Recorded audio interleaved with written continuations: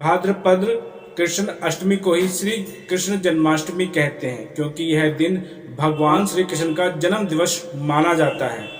इस तिथि को ही घनघोर अंधेरी काली रात को रोहिणी नक्षत्र में मथुरा के कारागार में वासुदेव की पत्नी देवकी के गर्भ से भगवान श्री कृष्ण का जन्म हुआ। यह तिथि उसी शुभ घड़ी की याद दिलाती है और सारे देश में बड़ी धूमधाम से मनाई जाती है। जन्माष्टमी के दिन भगवान श्री कृष्ण के जन्म संबंधित कथा भी सुनते सुनाते हैं, जो कि इस प्रकार है। द्वापर युग में भोजवंशी राजा उग्रसेन मथुरा में राज्य करते थे। उनके पुत्र कंस ने उन्हें गद्दी से उतार दिया और स्वयं मथुरा का राजा बन बैठा। कंस की एक बहन देवकी थी, जिसका विवाह वासुदेव नामक यदुवंशी राजकुमार से हुआ था। कंस बहुत ही अत्याचारी, दुराचारी और राक्षस प्रजाति का था।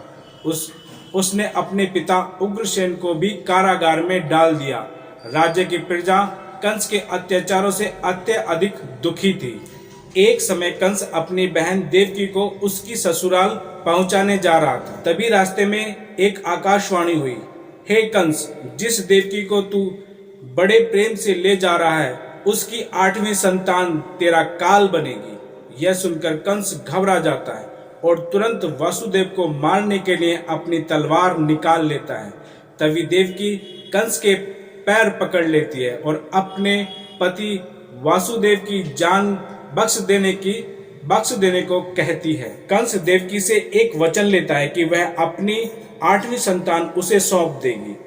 देवकी अपने पति की जान बचाने के लिए हाँ कह देती है। कंस वासुदेव और देवकी को भी कारागार में डाल देता है और बहुत सख्त पहरा लगा देता है और सैनिक को आदेश देता है कि जैसे ही देवकी को संतान होगी तुरंत उसे खबर दी जाए।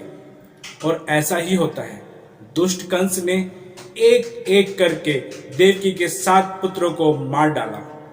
जब देवकी को 8वां पुत्र हुआ तब भगवान विष्णु प्रकट हुए और वासुदेव को कहा कि मैंने आपके पुत्र के रूप में जन्म लिया है। आप इस शिशु को वृंदावन नंद जी के घर छोड़ आओ। इतना कहकर भगवान विष्णु अंतर ध्यान हो गए। वासुदेव ने एक सूप में शिशु को बिठाया और कारागार के दरवाजे पर पहुंचा तो अपने आप सारे दरवाजे खुलते चले गए और सैनिक गहरी नींद में सो गए। उस रात बहुत तेज बारिश तूफान आ रहा था और यमुना नदी का पानी बहुत जोरों से उफान खा रहा था। वासुदेव नदी में उतर गए। तभी शेषनाग ने नदी से बाहर आकर शिशु को छाया कर ली। उसी रात नंद जी के यहाँ भी एक शिशु ने जन्म लिया था। वासुदेव ने शिशु को नंद जी के यहाँ छोड़ दिया और वहां से नंद जी के यहाँ जन्मी कन्या को ले आए। जैसे ही कंस को पता चला कि देवकी को 8वीं संतान पुत्र नहीं पुत्री हुई है, कंस ने जब उस कन्या को दीवार में पटकने की कोशिश की तभी वह कन्या आकाश में उड़ गई और बोली, मूर्ख कंस, तुझे मारने वाला जन्म ले चुका है, अब तेरा काल निश्चित है। आप सभी देशवासियों को जन्माष्टमी की ढेरों बधाइयां। Thank you for watching. मेरी वीडियो को लाइक करें, चैनल को सब्सक्राइब करें। जय श्री कृष्ण।